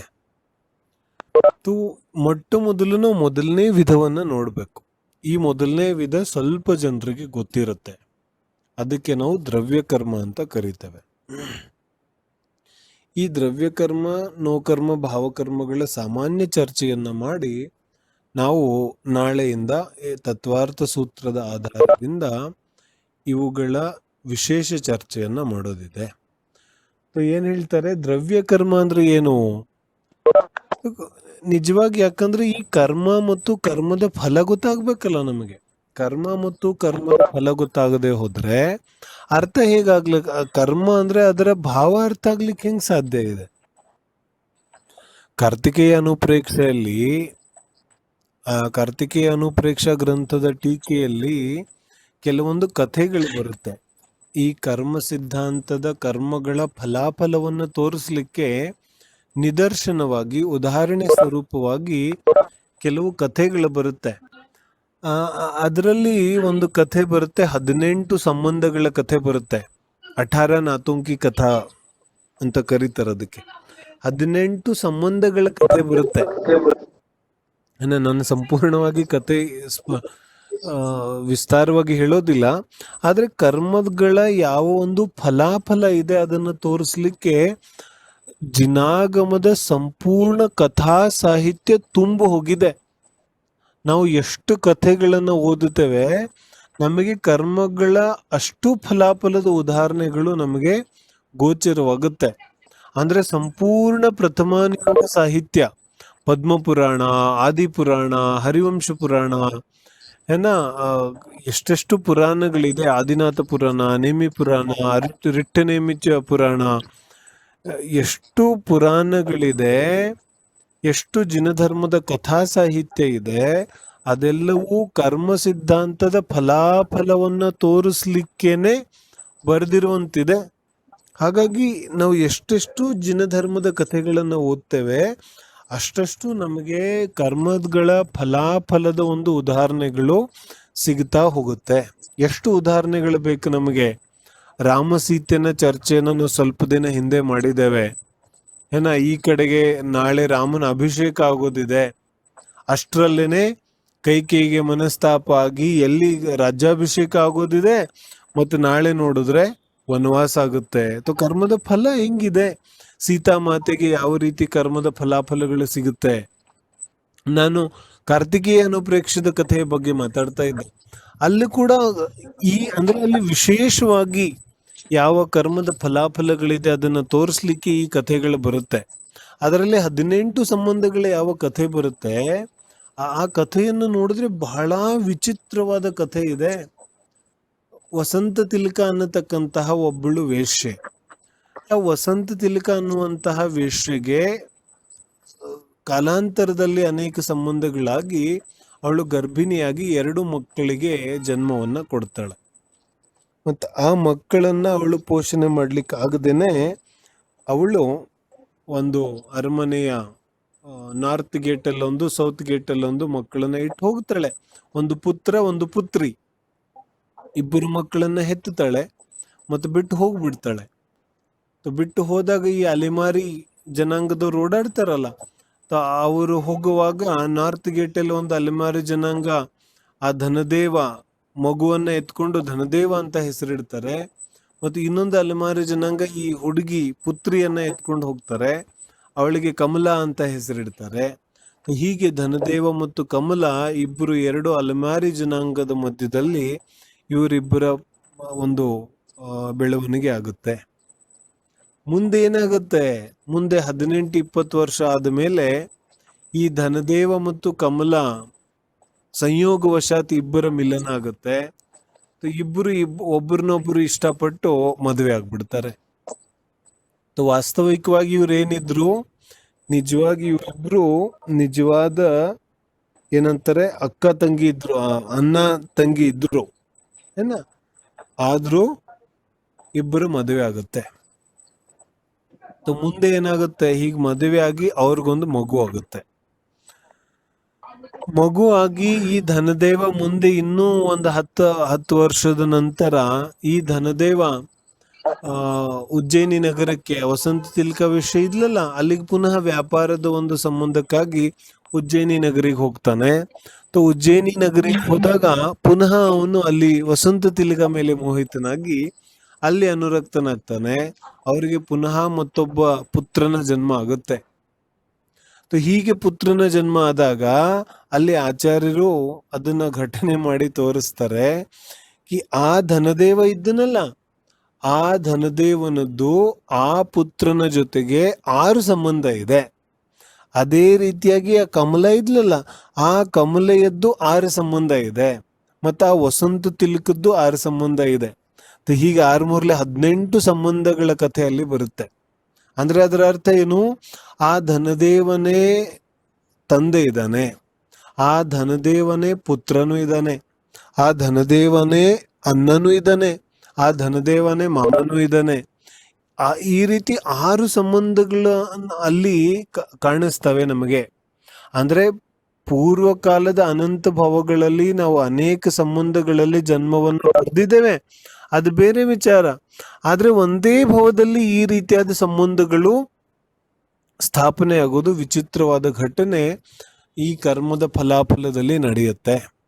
ಹೀಗೆ ಒಬ್ಬ ಅವಧಿಜ್ಞಾನಿ ಮುನಿಗಳ ಹತ್ರ ಒಬ್ಬ ಕೂತಿರುವಂತಹ ಶ್ರಾವಕ ಕೇಳುತ್ತಾನೆ, ಈ ರೀತಿಯಾಗಿ ಯಾಕೆ ಇವರ ಜೀವನದಲ್ಲಿ ನಡೀತಾ ಇದೆ ಅಂತ ಕೇಳಿದಾಗ, ಆಗ ಅವಧಿಜ್ಞಾನಿ ಮುನಿ ಹಿಂದಿನ ಕಥೆಯನ್ನ, ಹಿಂದಿನ ಅವರ ಕರ್ಮಗಳನ್ನು ನೋಡಿ ಹೇಳಿದಾಗ ಅವಧಿಜ್ಞಾನಿ ಮುನಿ ಹೇಳ್ತಾರೆ, ಈ ಇಬ್ಬರು ಕಮಲ ಮತ್ತು ಧನದೇವ ಇವರಿಬ್ಬರು ಏನ್ ಮಾಡಿದ್ರು, ಇವರಿಬ್ರು ಕೂಡ ದಾರಿಯಲ್ಲಿ ನಡ್ಕೊಂಡು ಹೋಗುವಾಗ ಇಬ್ಬರು ಮುನಿಗಳ ಅವಹೇಳನ ಮಾಡಿದ್ರು. ಅಂದ್ರೆ ಒಬ್ಬರು ಯುವಕ ಮುನಿ, ಒಬ್ಬರು ವೃದ್ಧೆಯ ಆರಿಕಾ ದೀಕ್ಷೆಯನ್ನ ತಗೊಂಡಂತಹ ಒಬ್ಬ ವೃದ್ಧೆ, ಆರಿಕಾ ದೀಕ್ಷೆಯನ್ನ ತಗೊಂಡಿರುವಂತಹ ವೃದ್ಧೆಯ ಒಂದು ಯಾವುದೋ ಜಿನ್ವಾನಿಯ ಸಂದೇಹಗಳ ನಿವಾರಣೆಯನ್ನ ಮಾಡ್ತಾ ಇರೋದನ್ನ ನೋಡ್ತಾರೆ. ಮತ್ತು ಮುಂದೆ ಮುಂದೆ ಹೋದಾಗ ಅಲ್ಲಿ ಇನ್ನೊಬ್ಬರು ಮುನಿಗಳಿರ್ತಾರೆ, ವೃದ್ಧ ಮುನಿಗಳು. ವೃದ್ಧ ಮುನಿಗಳಿಗೆ ಒಬ್ಬ ಆರಿಕೆ ಯುವ ಅವಸ್ಥೆಯಲ್ಲಿ ಆರಿಕೆ ದೀಕ್ಷೆಯನ್ನ ಪಡೆದಂತಹ ಒಬ್ಬಳು ಆರಿಕೆ ಯುವತಿ ಆ ಮುನಿಗಳನ್ನ ಯಾವುದೋ ಪ್ರಶ್ನೆಗಳನ್ನ ಕೇಳಿ ತನ್ನ ಸಂದೇಹಗಳನ್ನ ನಿವಾರಣೆ ಮಾಡ್ಕೋತಾ ಇರೋದನ್ನ ಕೂಡ ಇವರು ನೋಡ್ತಾರೆ. ಮತ್ತು ಮುಂದೆ ಹೋಗಿ ಉಪಹಾಸ್ಯವನ್ನ ಮಾಡ್ತಾರೆ. ಹೇಗಿದೆ ಅನ್ನತಕ್ಕಂಗೆ ಉಪಹಾಸವನ್ನ ಮಾಡ್ತಾರೆ. ಆ ಉಪಹಾಸ್ಯದ ಫಲರೂಪವಾಗಿ ಅವರ ಜೀವನದಲ್ಲಿ ಈ ರೀತಿಯಾದಂತಹ ಒಂದು ಘಟನೆಗಳು ನಡೀತಾ ಇದೆ ಅಂತ ಮುನಿಗಳ ಉಪದೇಶವನ್ನು ಹೇಳ್ತಾರೆ. ಹೇಳುವಂತಹ ತಾತ್ಪರ್ಯ ಏನು ಅಂತ ಹೇಳಿದ್ರೆ, ಇದು ಒಂದು ಎಕ್ಸಾಂಪಲ್ ಇದೆ, ವಿಶೇಷವಾದ ಒಂದು ಎಕ್ಸಾಂಪಲ್ ಇದೆ. ಆದ್ರೆ ನಮ್ಮ ಜಿನಾಗಮದ ಕಥಾ ಸಾಹಿತ್ಯ ಈ ರೀತಿಯಾದ ಕಥೆಗಳಿಂದ ತುಂಬಿ ಹೋಗಿದೆ. ಆದ್ರೆ ಸಮಸ್ಯೆ ಏನಿದೆ, ಈ ಕಥೆಗಳನ್ನ ಓದಿದ್ರು ಕೂಡ ನಮಗೆ ಯಾವುದೋ ಒಂದು ಕಾದಂಬರಿ ಓದಂಗೆ ಅನ್ಸತ್ತೆ ಹೊರತು ಇದು ನಿಜವಾಗಿಯೂ ನಮಗೆ ಮನದಟ್ಟಾಗೋದಿಲ್ಲ. ನಮ್ಮ ಕುಂದಾಚಾರ್ಯರ ಕಥೆ ಬರುತ್ತೆ. ಒಂದು ಶಾಸ್ತ್ರವನ್ನ ದಾನವಾಗಿ ಕೊಟ್ಟಿರುವಂತಹ ಒಂದು ಫಲದಿಂದಾಗಿ ಕುಂದಾಚಾರ್ಯ ಆಗತಕ್ಕಂತಹ ಒಂದು ಅದ್ಭುತವಾದ ಏನ್ ಹೇಳ್ತಾರೆ, ಪುಣ್ಯದ ಉದಯ ಅವರಿಗೆ ದೊರಕತ್ತೆ ಅಂತ ಹೇಳಿದ್ರೆ ಎಂತಹ ಮಹಾಪುಣ್ಯದ ಉದಯ ಇದೆ ಅದು. ನಿಜವಾಗ್ಲೂ ನಾವು ಈ ವಿಚಾರ ಮಾಡಿದ್ರೆ ನಮಗೆ ಆಶ್ಚರ್ಯ ಆಗುತ್ತೆ.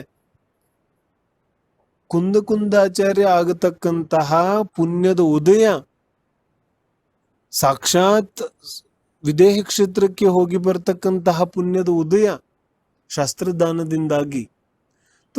ಇಂತಹ ನಿದರ್ಶನ ರೂಪವಾದ ಉದಾಹರಣೆಗಳು ಜಿನಾಗಮದಲ್ಲಿ ತುಂಬಾ ಇದೆ. ಇದೆಲ್ಲ ನಮ್ಮ ಫಲಾಫಲವನ್ನ ತೋರಿಸ್ಲಿಕ್ಕೋಸ್ಕರ ಇದೆ. ಆ ಫಲಾಫಲವನ್ನ ನಾವು ನೋಡಕ್ಕೋಸ್ಕರನೇ 8 ದಿನಗಳು ಇದರ ಚರ್ಚೆಯನ್ನ ಮಾಡೋದಿದೆ. ಈ ಫಲಾಫಲಗಳನ್ನ ನೋಡಬೇಕಾದ್ರೆ ನಮಗೆ 3 ವಿಚಾರಗಳು ಸ್ಪಷ್ಟವಾಗಿ ಅರ್ಥ ಆಗಬೇಕು. ಅದು ಯಾವ್ದ್ಯಾವ್ದು ಅಂತ ಹೇಳಿದ್ರೆ, ಒಂದು ಕಡೆಗೆ ದ್ರವ್ಯ ಕರ್ಮ ಇದೆ, ಇನ್ನೊಂದು ಕಡೆಗೆ ಭಾವಕರ್ಮ ಇದೆ, ಇನ್ನೊಂದು ಕಡೆಗೆ ನೋ ಕರ್ಮ ಇದೆ. 3 ಕರ್ಮಗಳಿದೆ. ದೈನಂದಿನ ಸ್ವಾಧ್ಯಾಯದವರಿಗೆ ಇನ್ನೂ ವಿಶೇಷವಾಗಿ ಇದರ ಅರ್ಥ ಆಗ್ಲಿಕ್ಕೆ ಸಾಧ್ಯ ಆಗುತ್ತೆ. ಯಾಕಂತ ಹೇಳಿದ್ರೆ ಹಿಂದೆನೆ ಸ್ವಲ್ಪ ಕೇಳಿರುವಂತಹ ಜ್ಞಾಪಕ ಇರುತ್ತೆ. ಏನ್ ಹೇಳ್ತಿದ್ದಾರೆ, ದ್ರವ್ಯ ಕರ್ಮ ಅಂದ್ರೆ ಏನು? ದ್ರವ್ಯ ಕರ್ಮ ಅಂದ್ರೆ ಕರ್ಮಗಳು ಅಂದ್ರೆ ಪುದ್ಗಲ ಪರಮಾಣುಗಳು. ಯಾವ ರೀತಿಯಾದ ಪುದ್ಗಲ ಪರಮಾಣುಗಳು ಅಂತ ಹೇಳಿ, ಧೂಳಿನ ಕಣಗಳಿರುತ್ತಲ್ಲ, ಧೂಳೇನು ಹಾರುತ್ತೆ, ಧೂಳಿನ ಕಣಗಳು ನಮಗೆ ಕಣ್ಣಿಗೆ ಕಾಣಿಸೋದಿಲ್ಲ.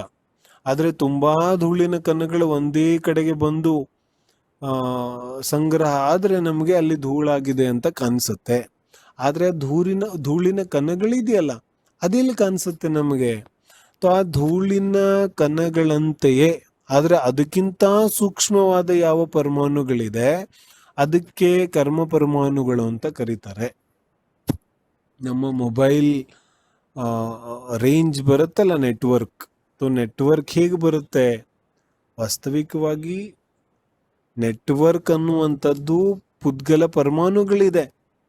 ಆ ಪರಮಾಣುಗಳು ಒಂದು ಕಡೆಯಿಂದ ಇನ್ನೊಂದು ಕಡೆಗೆ ಟ್ರಾನ್ಸ್ಫರ್ ಆಗದೆ ಹೋದ್ರೆ ನಮಗೆ ರೇಂಜ್ ಮೊಬೈಲಲ್ಲಿ ನೆಟ್ವರ್ಕ್ ಹೇಗೆ ಬರುತ್ತೆ? ಮೊಬೈಲಲ್ಲಿ ನೆಟ್ವರ್ಕ್ ಬರಬೇಕಾದ್ರೆ ಆಕ್ಚುಲಿ ಆ ಪರಮಾಣುಗಳು ಒಂದು ಟವರ್ ಇಂದ ಎಲ್ಲ ಕಡೆಗೂ ಟ್ರಾನ್ಸ್ಫರ್ ಆಗ್ತಾ ಇದೆ. ಅದು ಟ್ರಾನ್ಸ್ಫರ್ ಆಗದೆ ಇದ್ರೆ ಮೊಬೈಲಲ್ಲಿ ನೆಟ್ವರ್ಕೇ ಬರೋದಿಲ್ಲ. ಆದ್ರೆ ನಮಗೆ ಎಷ್ಟು ಆ ಪರಮಾಣುಗಳು, ಆ ರೇಸ್ಗಳು ನಮಗೆಲ್ಲಿ ಕಾಣಿಸುತ್ತೆ? ಕಾಣಿಸೋದೇ ಇಲ್ಲ. ಆದ್ರೆ ಇದೆಯೋ ಇಲ್ವೋ, ಆ ರೇಸ್ಗಳು ಇದೆ, ಆದ್ರೆ ಕಣ್ಣಿಗೆ ಕಾಣಿಸೋದಿಲ್ಲ, ಅಷ್ಟು ಸೂಕ್ಷ್ಮ ಇದೆ. ಕಣ್ಣಿಗೆ ಕಾಣಿಸೋದಿಲ್ಲ ಅಷ್ಟೇ ಅಲ್ಲ, ಎಲ್ಲಿ ಬೇಕಾದ್ರೂ ಪ್ರವೇಶ ಮಾಡ್ಬೋದು. ಒಂದು ಶರೀರದಿಂದ ಇನ್ನೊಂದು ಶರೀರವನ್ನ ಪಾಸ್ ಮಾಡಿ ಹೋಗುತ್ತೆ ರೇಸ್ಗಳು. ಗೋಡೆಯಿಂದ ಒಳಗಡೆ ರೇಸ್ಗಳು ಪಾಸ್ ಆಗುತ್ತೆ.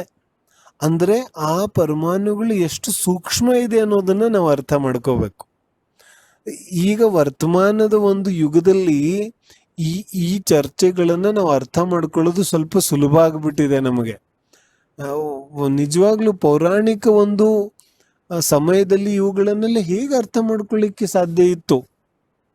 ಆದ್ರೆ ಇವಾಗ ನಮಗೆ ತಂತ್ರಜ್ಞಾನದಿಂದ ಸ್ವಲ್ಪ ಅರ್ಥ ಮಾಡ್ಕೊಳ್ಳೋದು ಬಹಳ ಈಸಿ ಆಗುತ್ತೆ. ಈ ಮೊಬೈಲ್ ರೇಸ್ಗಳನ್ನೇ ನಾವು ವಿಚಾರ ಮಾಡೋದಾದ್ರೆ ನಮಗೆ ತುಂಬಾ ಸ್ಪಷ್ಟವಾಗಿ ಅರ್ಥ ಆಗುತ್ತೆ. ಯಾಕಂದ್ರೆ ಅವುಗಳು ಕೂಡ ಪುದ್ಗಲ ಪರಮಾಣುಗಳಿದೆ, ಆದ್ರೆ ಕಣ್ಣಿಗೆ ಕಾಣಿಸ್ತಾ ಇಲ್ಲ, ಕೈಗೆ ಸಿಗ್ತಾ ಇಲ್ಲ, ಸ್ಪರ್ಶ ಕೂಡ ಗೊತ್ತಾಗ್ತಾ ಇಲ್ಲ, ಆದ್ರೆ ಪುದ್ಗಲ ಪರಮಾಣುಗಳಿದೆ. ಅದೇ ರೀತಿ ಕರ್ಮ ಪುದ್ಗಲ ಪರಮಾಣುಗಳನ್ನ ಶಾಸ್ತ್ರದಲ್ಲಿ ವರ್ಣನೆ ಮಾಡುತ್ತಾರೆ. ಯಾರು ಕೇವಲ ಜ್ಞಾನಿ, ಯಾವ ಕೇವಲ ಜ್ಞಾನಿಯ ಪರಮಾಣುಗಳನ್ನ ನೋಡ್ಲಿಕ್ಕೆ ಸಾಧ್ಯ ಇದೆ ಅಂತಹ ಕೇವಲ ಜ್ಞಾನಿ ಹೇಳುತ್ತಾರೆ, ಸಂಪೂರ್ಣ ಮೂರೂ ಲೋಕದಲ್ಲಿ ಪುದ್ಗಲ ಪರಮಾಣುಗಳಿದೆ. ಸಂಪೂರ್ಣ ಮೂರೂ ಲೋಕದಲ್ಲಿ ಪುದ್ಗಲ ಪರಮಾಣುಗಳಿದೆ ಅನ್ನೋದು ಒಂದು ಸಿದ್ಧಾಂತ. ಇದೆಯೋ ಇಲ್ವೋ ಅನ್ನೋದು ಬಹಳ ಜನರಿಗೆ ಪುನಃ ಸಂದೇಹ ಆಗುತ್ತೆ. ಶಾಸ್ತ್ರದಲ್ಲಿ ಏನು ಹೇಳಿದ್ದಾರೆ? ಮೂರೂ ಲೋಕದಲ್ಲಿ ಪುದ್ಗಲ ಪರಮಾಣುಗಳಿದೆ ಅಂತ. ಆದ್ರೆ ನಿಜವಾಗ್ಲೂ ಇದೆಯೋ ಇಲ್ವೋ? ನಾನು ಹೇಳೋದು, ನಾವು ಪ್ರತ್ಯಕ್ಷವಾಗಿ ಅನುಭವಿಸ್ಬೋದಲ್ಲ. ಪುದ್ಗಲ ಪರಮಾಣುಗಳು ಇಲ್ಲದೆ ಇರುವಂತಹ ಜಾಗ ಯಾವುದಿದೆ, ಯಾರಾದ್ರೂ ನನಗೆ ತೋರಿಸಿದ್ರೆ ನಾನು ಖಂಡಿತವಾಗಿಯೂ ನಂಬಲಿಕ್ಕೆ ತಯಾರಿದ್ದೇನೆ. ಆದ್ರೆ ನಿಜವಾಗ್ಲೂ ಪುದ್ಗಲ ಪರಮಾಣುಗಳು ಇಲ್ಲದೆ ಇರುವಂತಹ ಒಂದು ಜಾಗವೂ ಕೂಡ ನಮಗೆ ಸಿಗ್ಲಿಕ್ಕೆ ಸಾಧ್ಯನೇ ಇಲ್ಲ. ಯಾಕಂದ್ರೆ ಮೊಟ್ಟ ಮೊದಲು ನಾವು ಎಲ್ಲಿಗೆ ಹೋಗುತ್ತೇವೆ ಅಲ್ಲಿಗೆ ನಾವು ನಮ್ಮ ಶರೀರವನ್ನ ತಗೊಂಡು ಹೋಗುತ್ತಾ ಇದ್ದೇವೆ. ಮತ್ತು ಆ ಸ್ವಯಂ ಶರೀರವೇ ಪುದ್ಗಲ ಪರಮಾಣುಗಳಿಂದ ತುಂಬಿದೆ. ಇನ್ನು ಎಲ್ಲಿಗೆ ಹೋಗುತ್ತೇವೆ? ಆ ಭೂಮಿ ಪುದ್ಗಲ ಪರಮಾಣುಗಳಿಂದ ತುಂಬಿದೆ. ಎಲ್ಲಿಗೆ ಹೋದ್ರೂ ನಾವು ಯಾವ ಆಕ್ಸಿಜನ್ ಅನ್ನು ತಗೋತಾ ಇದ್ದೇವೆ ಅದು ಪುದ್ಗಲ ಪರಮಾಣುಗಳಿಂದ ತುಂಬಿದೆ. ಎಲ್ಲ ಯಾವುದೇ ಒಂದು ಕ್ಷೇತ್ರ ಪುದ್ಗಲ ಪರಮಾಣುಗಳಿಲ್ಲದೆ ಇಲ್ವೇ ಇಲ್ಲ. ಜಿನ್ವಾನಿನೂ ಅದನ್ನೇ ಹೇಳ್ತಾ ಇದೆ, ಮೂರೂ ಲೋಕದಲ್ಲಿ ಬೀಜದಲ್ಲಿ ಎಣ್ಣೆ ತುಂಬಿರುವಂತೆ ಏನಿದೆ, ಪುದ್ಗಲ ಪರಮಾಣುಗಳು ಎಲ್ಲ ಕಡೆಗೂ ಕೂಡ ಹಬ್ಬಿವೆ.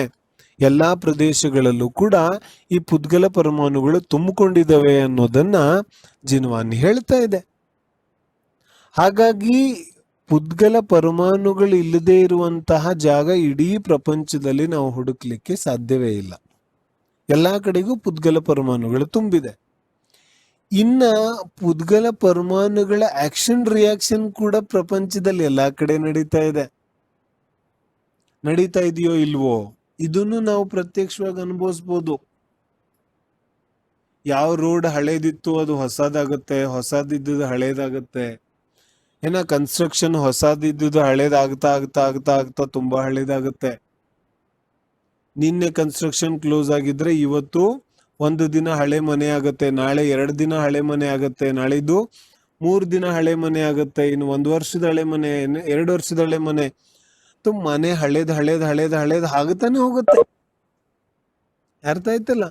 ಪ್ರತಿಯೊಂದು ರಿಯಾಕ್ಷನ್ ಆಕ್ಷನ್ ನಡೀತಾನೆ ಇದೆ ಪುದ್ಗಲ ಪರಮಾಣುಗಳಲ್ಲಿ ಪ್ರತಿ ಸಮಯ.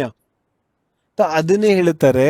ಅದೇ ರೀತಿಯಾಗಿ ಜೀವದ ಮೋಹ ರಾಗ ದ್ವೇಷಗಳ ಒಂದು ನಿಮಿತ್ತದಿಂದ, ಯಾಕಂದ್ರೆ ಎಲ್ಲಾ ಕಡೆಗೆ ಪುದ್ಗಲ ಪರಮಾಣುಗಳಿದೆ. ಎಲ್ಲೆಲ್ಲಿ ಜೀವ ಮೋಹ ರಾಗ ದ್ವೇಷವನ್ನ ಮಾಡ್ತಾನೆ, ಆ ಮೋಹ ರಾಗ ದ್ವೇಷದ ನಿಮಿತ್ತದಿಂದ ಸಹಜವಾಗಿಯೇ ಈ ಪುದ್ಗಲ ಪರಮಾಣುಗಳು ಕರ್ಮರೂಪವಾಗಿ ಪರಿಣಮಿಸ್ತವೆ. ಯಾವ ಪರಮಾಣುಗಳು ಪರಮಾಣು ರೂಪದಲ್ಲಿದ್ವು ಅವು ಕರ್ಮರೂಪವಾಗಿ ಪರಿಣಮಿಸ್ತವೆ. ಇದಕ್ಕೆ ದ್ರವ್ಯ ಕರ್ಮ ಅಂತ ಕರೀತಾರೆ. ದ್ರವ್ಯ ಕರ್ಮದ ಒಂದು ಕಾನ್ಸೆಪ್ಟ್ ಮಾತ್ರ ನಾವು ಅರ್ಥ ಮಾಡ್ಕೊಳ್ಳೋದಿದೆ. ಪರಮಾಣುಗಳು ಬದಲಾಗೋದೇನು ಹೊಸದೇನಿಲ್ವಲ್ಲ. ಸ್ನಿಗ್ಧ ವೃಕ್ಷತ್ವಾದ್ ಬಂಧ ಅಂತ ಸೂತ್ರ ಬರುತ್ತೆ ತತ್ವಾರ್ಥ ಸೂತ್ರದಲ್ಲಿ. ಸ್ನಿಗ್ಧ ಮತ್ತು ವೃಕ್ಷ ಎರಡು ಅಪೋಸಿಟ್ ಗುಣಗಳಲ್ಲಿರುತ್ತೆ ಪರಮಾಣುಗಳಲ್ಲಿ. ಅಂದ್ರೆ ಒಂದು ಪರಮಾಣು ಸ್ನಿಗ್ಧ ಪರಮಾಣು ಇರಬೇಕು, ಇನ್ನೊಂದು ವೃಕ್ಷ ಪರಮಾಣುಗಳು ಇರಬೇಕು. ಎರಡು ಬಂಧವನ್ನ ಮಾಡುತ್ತೆ. ಅದು ಬಂಧದ ವಿಚಾರ ಇದೆ. ಇಲ್ಲೇನಾಗುತ್ತಾ ಇದೆ, ಇಲ್ಲಿ ಜೀವದ ಮೋಹ ರಾಗ ದ್ವೇಷ ಪರಿಣಾಮಗಳ ನಿಮಿತ್ತವನ್ನ ಪಡೆದುಕೊಂಡು ಯಾವ ಅಲ್ಲಿ ಪರಮಾಣುಗಳಿತ್ತು ಆ ಪರಮಾಣುಗಳು ಕರ್ಮರೂಪವಾಗಿ ಪರಿಣಮಿಸ್ತವೆ. ಯಾವ ರೀತಿಯಾಗಿ ಒಂದು ಬೌಲಲ್ಲಿಟ್ಟಿರುವಂತಹ ನೀರು ವಾತಾವರಣದ ನಿಮಿತ್ತವನ್ನ ಪಡ್ಕೊಂಡು ಗಟ್ಟಿಯಾಗುತ್ತೆ, ಅದೇ ರೀತಿಯಾಗಿ ಗಟ್ಟಿ ರೂಪದಲ್ಲಿರುವಂತಹ ಒಂದು ನೀರು ಅದು ವಾತಾವರಣದ ನಿಮಿತ್ತವನ್ನ ಪಡ್ಕೊಂಡು ದ್ರವ ಆಗತ್ತೆ. -ಡಿಗ್ರಿಯಲ್ಲಿ ವಾತಾವರಣ ಇದ್ರೆ ಎಲ್ಲ ನೀರೆಲ್ಲ ಮಂಜಾಗ್ಬಿಡುತ್ತೆ. ಮತ್ತೆ ಮಂಜಿರೋದೆಲ್ಲ ಬಿಸಿಲಿದ್ರೆ ನೀರಾಗ್ಬಿಡುತ್ತೆ. ಹಿಮಾಲಯ ಎಲ್ಲ ಸೋರ್ಕೊಂಡು ಗಂಗಾ ನದಿ ತುಂಬೋಗುತ್ತೆ ಬಿಸಿಲು ಬಂದ್ರೆ. ಮತ್ತು ಚಳಿ ಬಂದ್ರೆ -ಡಿಗ್ರಿಯಲ್ಲಿ ಹೋದ್ರೆ ಎಲ್ಲ ಗಟ್ಟಿಯಾಗಿ ಕೂರ್ಕೊಳ್ಳುತ್ತೆ. ಅಲ್ಲಿ ಏನ್ ನಡೀತಾ ಇದೆ, ಬೇಸಿಕಲಿ ಪರಮಾಣುಗಳು ಬದಲಾಗುತ್ತಾ ಇದೆ, ಪರಿಣಾಮನ ಆಗುತ್ತಾ ಇದೆ. ಅದೇ ರೀತಿಯಾಗಿ ಜೀವಿಯ ಪರಿಣಾಮಗಳ ನಿಮಿತ್ತವನ್ನ ಪಡ್ಕೊಂಡು ಪ್ರಪಂಚದಲ್ಲಿರುವಂತಹ ಪರಮಾಣುಗಳು ಕರ್ಮರೂಪವಾಗಿ ಪರಿಣಮಿಸ್ತವೆ. ಈ ಪರಮಾಣುಗಳು ಕರ್ಮರೂಪವಾಗಿ ಪರಿಣಮಿಸೋದಕ್ಕೆ ಆಚಾರ್ಯರು ಕರ್ಮಬಂಧ ಅಥವಾ ದ್ರವ್ಯ ಕರ್ಮ ಅಂತ ಕರೀತಾರೆ. ಅರ್ಥ ಆಗತ್ತಲ್ಲ. ದ್ರವ್ಯ ಕರ್ಮದ ಸ್ವರೂಪವನ್ನ ಮಾತ್ರ ನಾವು ಇವತ್ತು ಅರ್ಥ ಮಾಡ್ಕೊಂಡಿದ್ದೇವೆ. ದ್ರವ್ಯ ಕರ್ಮ ಯಾವುದಕ್ಕಂತಾರೆ, ಮೂರೂ ಲೋಕದಲ್ಲಿ ಪರಮಾಣುಗಳು ಪುದ್ಗಲ ಪರಮಾಣುಗಳು ಬೀಜಗಳಲ್ಲಿ ಎಣ್ಣೆ ತುಂಬಿಕೊಂಡಂತೆ ಎಲ್ಲಾ ಕಡೆಗೆ ಠಸಾಠಸ್ ಸಂಪೂರ್ಣವಾಗಿ ತುಂಬಿಕೊಂಡಿದ್ದಾವೆ ಅಷ್ಟೇನೆ. ಆದ್ರೆ ಅವುಗಳ ಕರ್ಮರೂಪವಾಗಿ ಯಾವಾಗ ಬದಲಾಗುತ್ತವೆ ಅಂದ್ರೆ ಯಾವಾಗ ಜೀವ ಮೋಹರಾಗ ದ್ವೇಷವನ್ನ ಮಾಡ್ತಾನೆ ಆಗ ಈ ಪರಮಾಣುಗಳು ಕರ್ಮರೂಪವಾಗಿ ಪರಿಣಮಿಸ್ತವೆ. ಆವಾಗ ಜೀವಕ್ಕೆ ಕರ್ಮದ ಬಂಧ ಆಗತ್ತೆ. ಅದಕ್ಕೆ ದ್ರವ್ಯ ಕರ್ಮ ಅಂತ ಕರೀತಾರೆ. ದ್ರವ್ಯ ಕರ್ಮ ಅಂದ್ರೆ ಪುದ್ಗಲ ಪರಮಾಣುಗಳು ಕರ್ಮರೂಪವಾಗಿ ಪರಿಣಮಿಸೋದಕ್ಕೆ ನಾವು ದ್ರವ್ಯ ಕರ್ಮ ಅಂತ ಕರಿತೇವೆ. ಇಷ್ಟ ಅರ್ಥ ಆಗತ್ತಲ್ಲ. ದ್ರವ್ಯ ಕರ್ಮದ ಚರ್ಚೆಯನ್ನು ನಾವು ಇವತ್ತು ಮಾಡಿದ್ದೇವೆ. ನಾಳೆ ಭಾವಕರ್ಮ ಮತ್ತು ನೋಕರ್ಮದ ಚರ್ಚೆಯ ಮೂಲಕ ನಾವು ಮುಂದಿನ ಚರ್ಚೆಯನ್ನ ಮಾಡೋದಿದೆ. ನಾಳೆ ನಾವು ಕರ್ಮದ ಫಲಾಫಲದ ರೀತಿಯನ್ನ ತತ್ವಾರ್ಥ ಸೂತ್ರದಲ್ಲಿ ಯಾವ ರೀತಿಯಾಗಿ ಹೇಳಿದ್ದಾರೆ ಅದನ್ನ ಬಹಳ ವಿಶೇಷವಾಗಿ ಬಹಳ ಸುಂದರ ಚರ್ಚೆ ಇದೆ, ಮಾರ್ಮಿಕವಾದ ಚರ್ಚೆ ಇದೆ, ಇಂಟ್ರೆಸ್ಟಿಂಗ್ ವಿಚಾರ ಇದೆ. ನಿಜವಾಗೂ ನಾವು ಇದನ್ನ ಅರ್ಥ ಮಾಡ್ಕೊಂಡ್ರೆ ನಮಗೆ ಬಹಳ ಆನಂದವೂ ಆಗುತ್ತೆ ಮತ್ತು ನಮ್ಮ ಜೀವನದಲ್ಲಿ ನಡೀತಕ್ಕಂತಹ ಬಹಳ ಅನಿಷ್ಟಕಾರಕ ಘಟನೆಗಳು ನಿಂತು ಹೋಗುತ್ತೆ. ಅದರ ಜೊತೆಗೆ ನಮ್ಮ ಜೀವನದಲ್ಲಿ ನಿಜವಾದ ಯಾವ ಧರ್ಮದ ಆನಂದ ಇದೆ ಅದರ ಕೂಡ ಪ್ರವೇಶ ಆಗುತ್ತೆ. ಒಂದು ಅದ್ಭುತವಾದ ಜೀವನವನ್ನ ಕೂಡ ನಾವು ಕಟ್ಟಿಕೊಳ್ಳಿಕ್ಕೆ ಸಾಧ್ಯ ಇದೆ ಅನ್ನೋದನ್ನ ನಾವು ವಿಚಾರ ಮಾಡಬೇಕು. ಇವತ್ತು ನಾವು ಸ್ವಾಧ್ಯಾಯವನ್ನ ಪ್ರಾರಂಭ ಮಾಡೋದು ಕೂಡ ವಿಳಂಬ ಆಗಿದೆ. ಅದೇ ರೀತಿಯಾಗಿ ಮಧ್ಯದಲ್ಲಿ ಅಡಚಣೆಗಳು ಕೂಡ ಬಂದು ಆದ್ರೂ ಕೂಡ ಇವತ್ತು ನಾವು ಸ್ವಾಧ್ಯಾಯ ಮಾಡಿದ್ದೇವೆ. ಇದರ ಮುಂದಿನ ಭಾಗವನ್ನ ನಾಳೆ ನಾವು ಮುಂದುವರಿಸೋದಿದೆ.